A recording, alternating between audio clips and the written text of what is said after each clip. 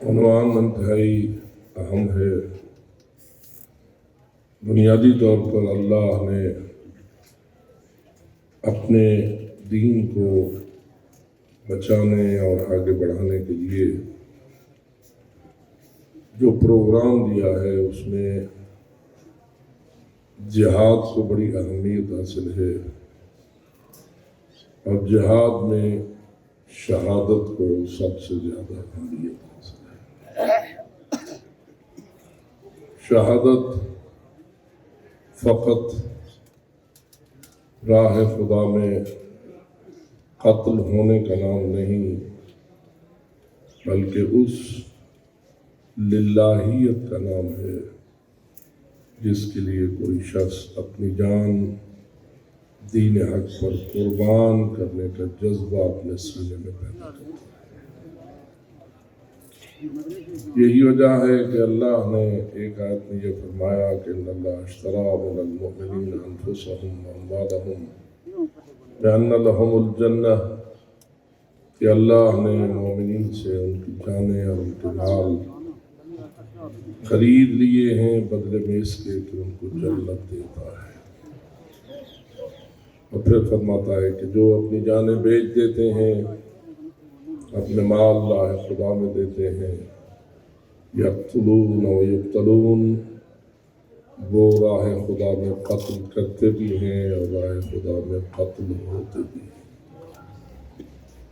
اور آپ جانتے ہیں شاید راہ خدا میں قتل ہونا یہ کوئی اتنی آسان بات نہیں ہے۔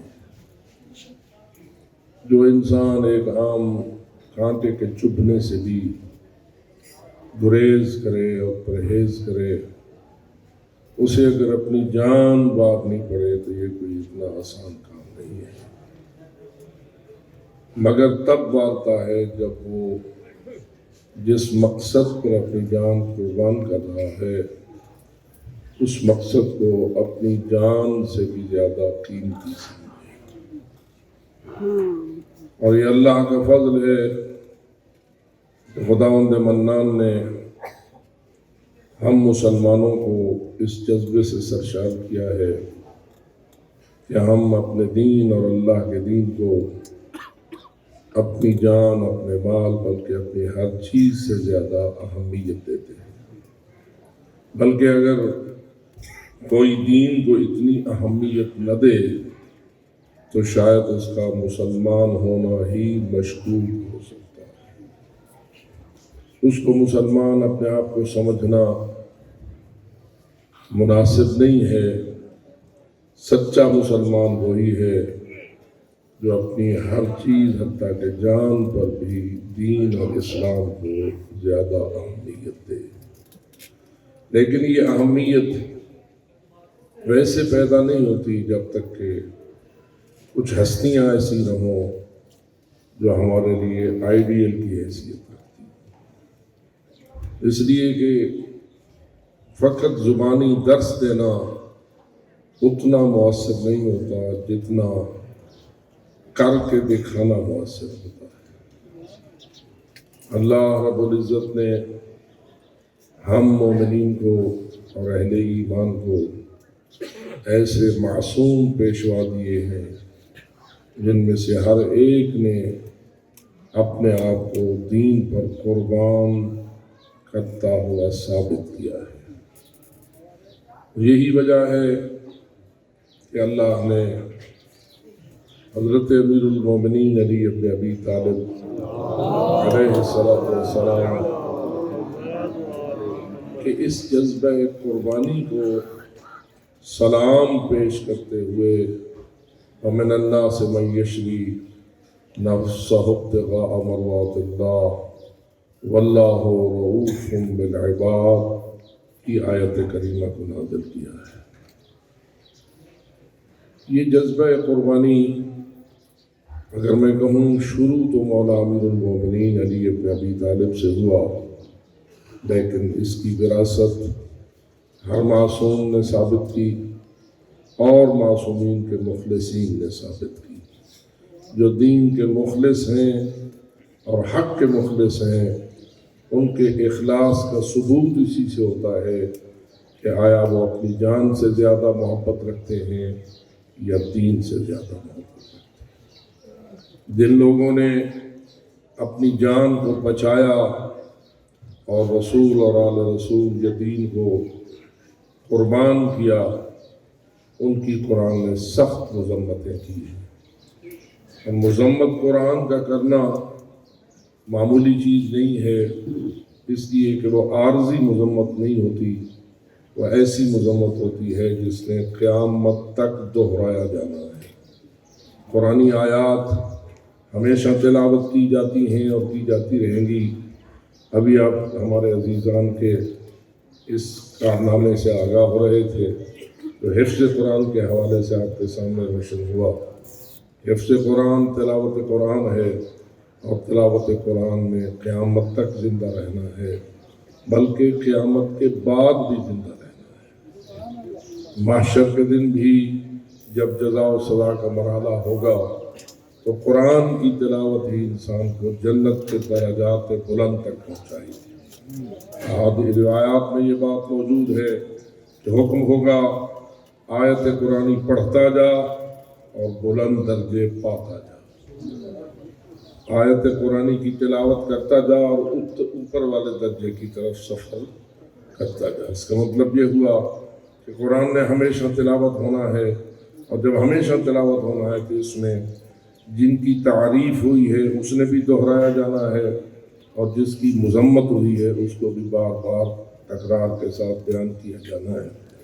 تو بالآخر اس جذبے کو سلام پیش کرتا ہے قرآن کہ جو انسان کے قلب میں دین پر قربان ہونے کا پیدا ہوتا ہے۔ اللہ نے حضرت امیر المومنین کی تعریف کی، اور آج تک وہ تعریف زندہ ہے اور ہمیشہ زندہ رہے گی۔ اور امیر المومنین کے نقش قدم پر وہ لوگ چلے کہ جن کے قلب میں دین کی اہمیت ہے۔ آئیے غور کیجئے کہ اللہ نے امام حسین علیہ السلام کو اور ان کے ہم رکاب شہداء کو، بلکہ میں یہ کہوں کہ ان کے ہم رکاب اسرا کو بھی یہ جذبہ عطا فرمایا کہ انہوں نے اپنا سب کچھ قرآن کا دین پر قربان کیا۔ کتنا عجیب تھا جب حملہ ہوا اسلام پر، اگرچہ کہ یہ حملہ رسول اکرم کے بعد شروع ہو گیا تھا، لیکن ایک سخت ترین حملہ دین کو مٹانے والا یزیدیت کی شکل میں ہوا۔ اور یزید کیسے یزید بنا، اور یزید کیسے تخت رسول پر پہنچا، اور کیوں کر وہ خلافت رسول کا دعویٰ کرنے میں کامیاب ہوا، ان اسباب پر تو ابھی گفتگو کی پوزیشن نہیں ہے، لیکن بہرحال اسباب بنے تو یزید ایسے تخت پر جا پہنچا جس تخت کا بانی خود رسول اکرم صلی اللہ علیہ وسلم۔ معاشرے مسلمین کی کمزوریاں اور مسلمانوں کے معاشرے کے اندر پیدا ہونے والی خرابیاں، اس کا آخری اثر ہمارے سامنے یہ رونما ہوا کہ یزید جیسا انتہائی برعکس ذہن رکھنے والا شخص، جو رسالت مآب کے 100% برعکس تھا اور محمد و آل محمد کے بالکل الٹ تھا، وہ چڑھ بیٹھا دین اسلام کے تخت پر، اور جس کا مشن یہ تھا کہ دین اسلام کو ملیا میٹ کر دیا جائے اور بنی امیہ کے اطوار کو دین بنا کر قیامت تک معاشرے میں رائج کر دیا جائے۔ اس کا مقابلہ کوئی آسان نہ تھا، لیکن اس کے مقابلے کے لیے وہی جذبہ چاہیے تھا جسے آپ جذبہ قربانی سے تعبیر کرتے ہیں، جذبہ شہادت سے تعبیر کرتے ہیں۔ اپنی جان اور مال کو اور اپنے سب کچھ کو دین پر قربان کرنے والا جذبہ ہی ہے جو دین کی بقا کا ضامن ہے اور دین کے ارتقاء کا ضامن ہے۔ حضرت جناب امام حسین علیہ السلام کی جو تحریک ہے، دراصل وہ تحریک جذبہ قربانی ہے، جس نے ہمیں بھی اس امر کی طرف متوجہ کیا ہے کہ اگر اسلام کو زندہ رکھنا چاہتے ہو تو تمہیں بھی اپنے اندر جذبہ قربانی ہی پیدا کرنا ہوگا، بجائے اس کے کہ اسلام نے مجھے کیا دیا ہے یہ سوچنا ہوگا کہ میں اسلام کو کیا دے رہا ہوں، بجائے اس کے کہ تم نے اسلام سے کیا کمایا ہے اس کی طرف اتنی توجہ نہ کرو بلکہ اس کی طرف توجہ کرو کہ اسلام کو تم نے کیا دیا ہے اور اسلام کو دینے کے لیے تمہارے پاس کیا کچھ موجود ہے۔ ہم طلبہ اس امر کی طرف متوجہ رہیں۔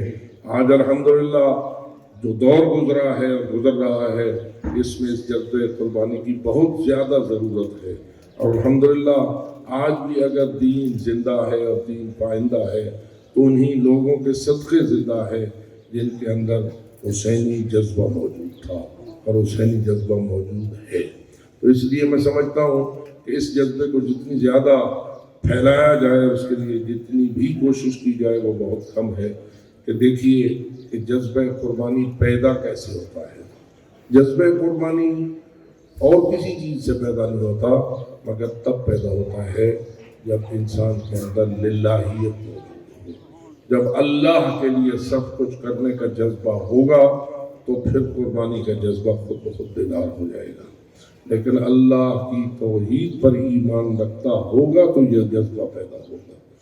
شرک کبھی انسان کے اندر اس جذبے کو پیدا نہیں ہونے دیتا۔ اگر پیدا ہوتی ہے یہ چیز تو پیدا ہوتی ہے عقیدہ توحید کے ساتھ، اور عقیدہ توحید ایک ایسا عقیدہ ہے جو انسان میں اتنا رچ اور بس جاتا ہے کہ انسان کی کوئی حرکت توحید سے ہٹی ہوئی نہیں ہوتی، انسان کا کوئی سکون عقیدہ توحید سے باہر نہیں ہوتا۔ عقیدہ توحید فقط لا الہ الا اللہ کہنے کا نام نہیں، عقیدہ توحید لا الہ الا اللہ میں غرق ہونے کا نام ہے۔ عقیدہ توحید فقط زبان سے اشہد ان لا الہ الا اللہ کی آذان اور اقامت بلند کرنے کا نام نہیں، بلکہ عقیدہ توحید اس الوہیت پر اور اس ربوبیت پر اپنا سب کچھ قربان کرنے کا جذبہ پیدا کرنے کا نام ہے۔ اگر ہم غور کریں، یہ حدیث میں کبھی کبھی سوچتا ہوں، اس پہ اگر غور کروں کہ الا ومن مات علی حب آل محمد مات شہیدا، جو شخص محبت آل محمد پہ فوت ہوا وہ شہید ہوتا۔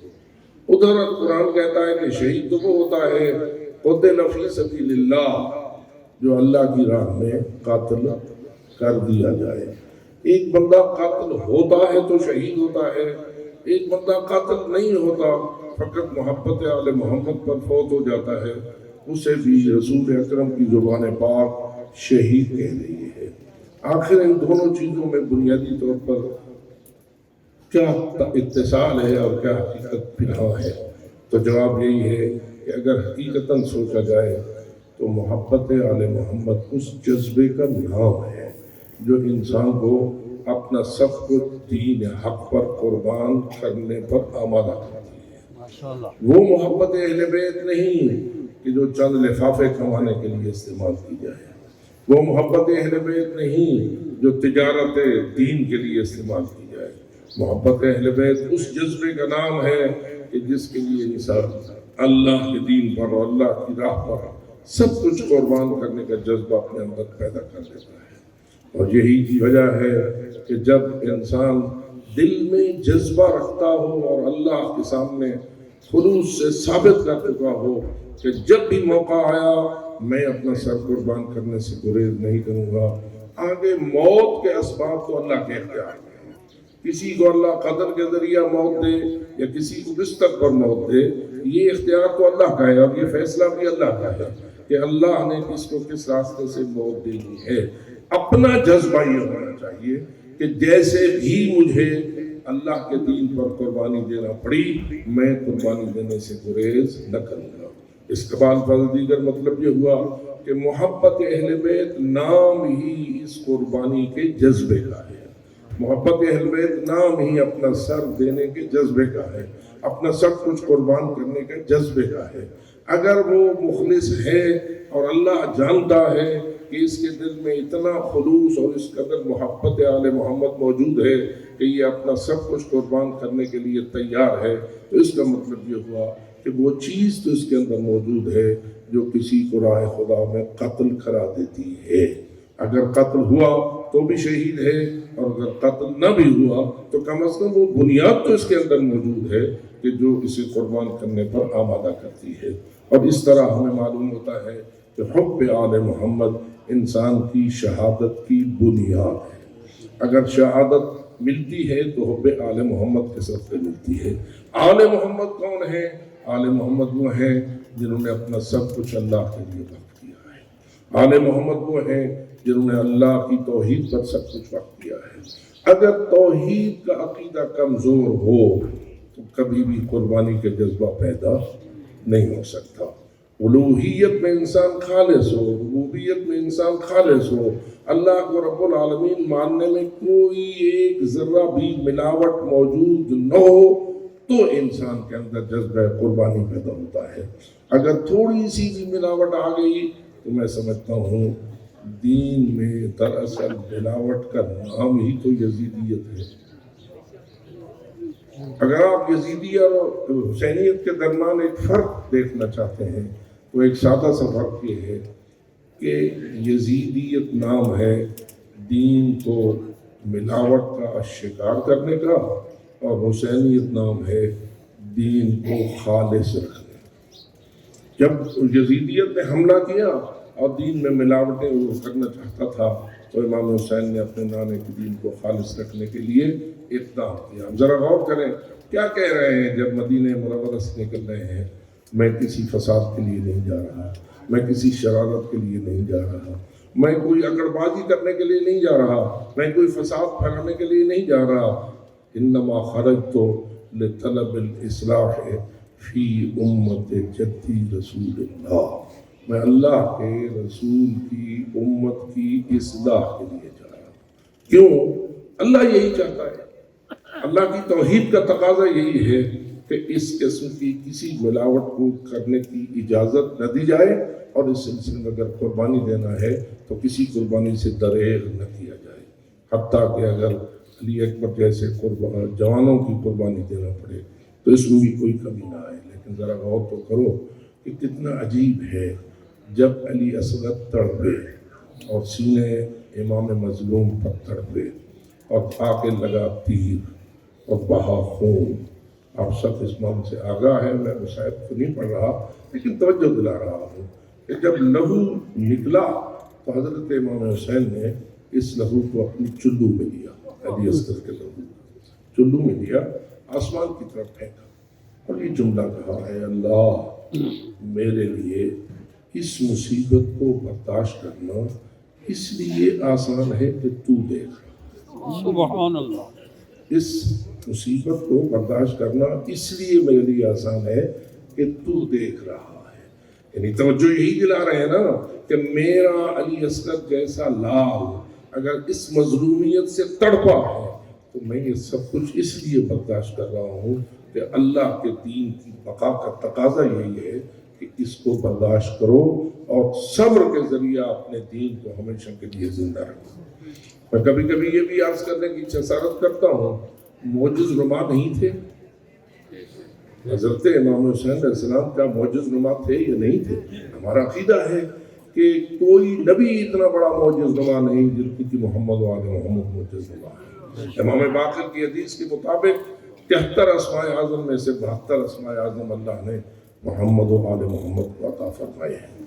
سب سے بڑے معجز نما ہیں حضرت موسیٰ علیہ السلام، ایک عصا کی ضرب کے ساتھ ایک پتھر سے فنفجرت من حسنتا عشرت عینا 12 چشمے ابلتے ہیں، اور 12 چشمے 12 بنی اسرائیل کے قبیلوں کو سیراب کرتے ہیں۔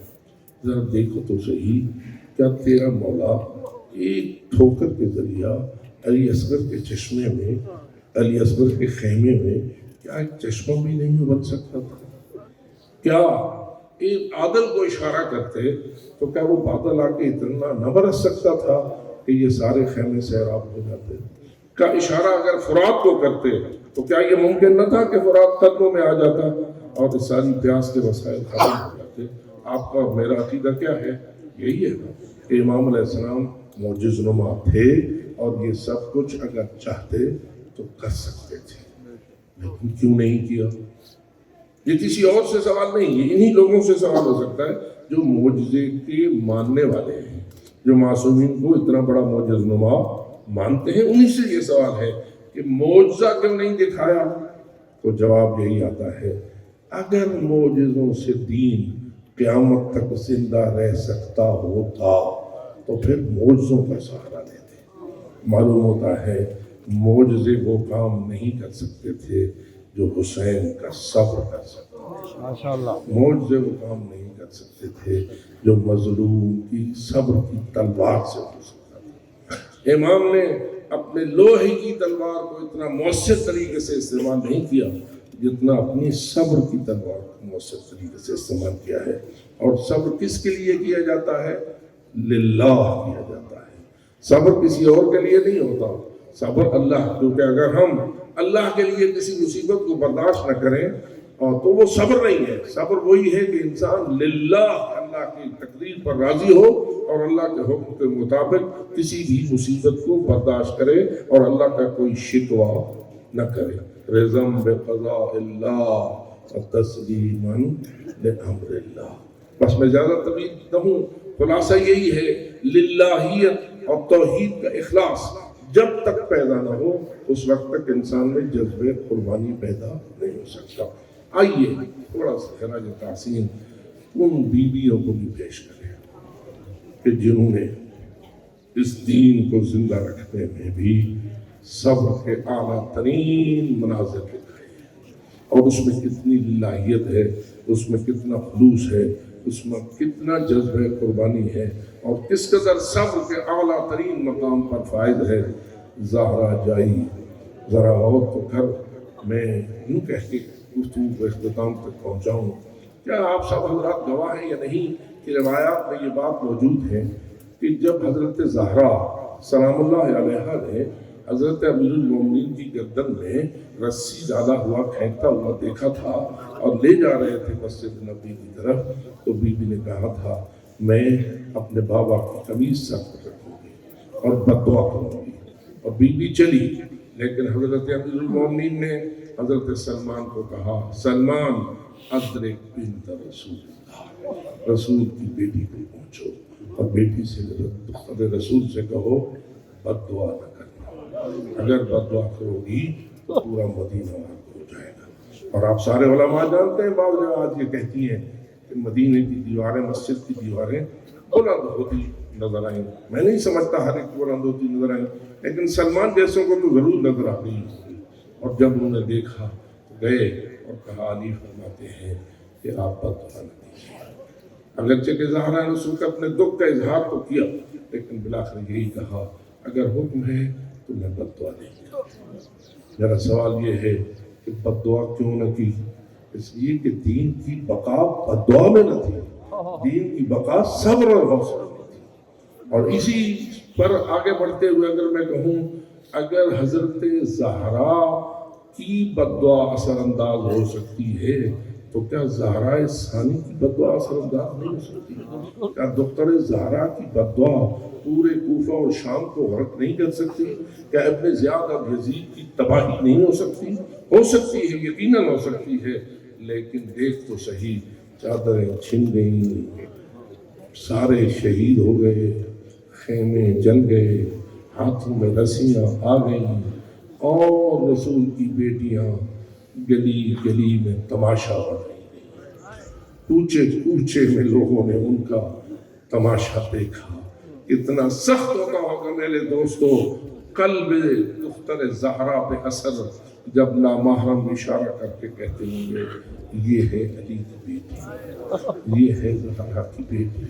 کتنا سخت ہوگا یہ مرحلہ، میں سمجھتا ہوں شاید کوئی تیر اتنا سخت اثر نہ کرے، کوئی نیزہ اتنا سخت اثر نہ کرے، کوئی تلوار اتنا سخت زخمی نہ کرے جتنا یہ زخم حضرت زہرا کی بیٹیوں کے سینوں پہ لگا ہے۔ لیکن کیا بد دعا کی؟ اگر کرتی تو کیا ہوتا؟ ہمارا تو ایمان ہے، مستجاب الدعوات ہے، آج تو ہم ان کی مزاروں کا وسیلہ لے کر اپنی حاجات پوری کرواتے ہیں، اور ہم جاتے ہیں اور کہتے ہیں میرے اللہ تجھے دختر زہرا کا صدقہ، ان کی قید کا صدقہ، ان کی مشکلات کا صدقہ ہماری فلاں مشکل کو آسان کر دے۔ اور سب گواہ ہے کہ مشکلیں آسان ہو جاتی ہیں اور حاجات روا ہو جاتی ہیں۔ جن کی مزاریں آج ہمارے لیے وسیلہ قبولیت دعا بنتی ہیں۔ اگر کل وقت وہ بد دعا کرتی تو کیا غرق نہ ہو جاتا کوفہ؟ کیا تباہ نہ ہو جاتا یزید؟ کیا مشکل آسان نہ ہو جاتی؟ لیکن پھر ہم سے سوال ہے کہ آخر ان بیویوں نے کیوں نہیں بد دعا کا راستہ اختیار کیا، جبکہ ان کو پتہ بھی تھا کہ ہماری دعا، ہماری بد دعا اللہ کے ہاں یقیناً قبول ہوتی ہے۔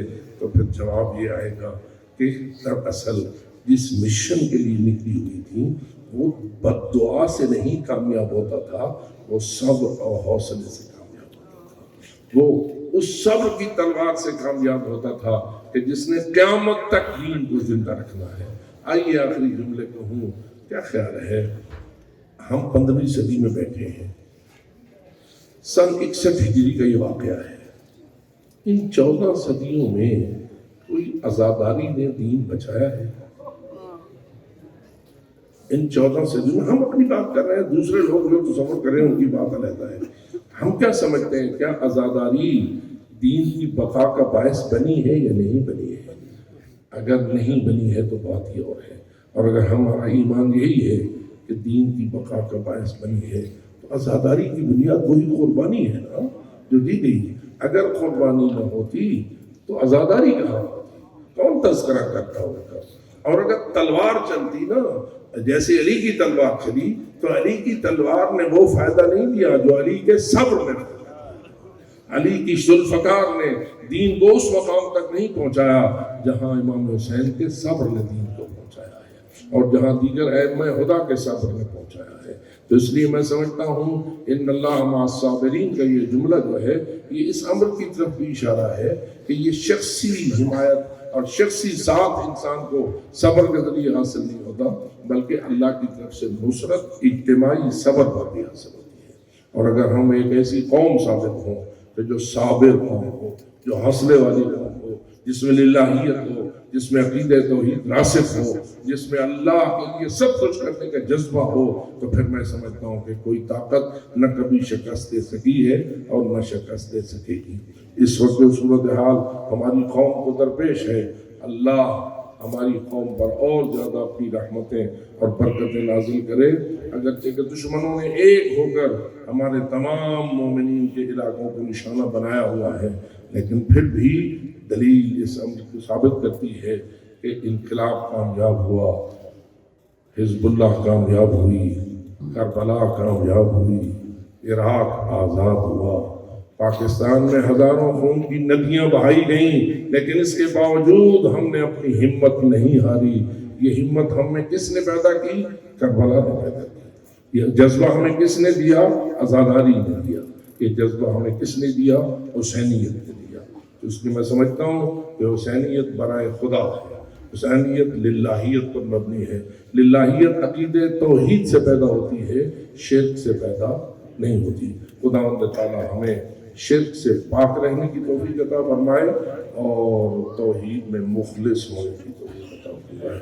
وآخر دعوانا ان الحمد للہ۔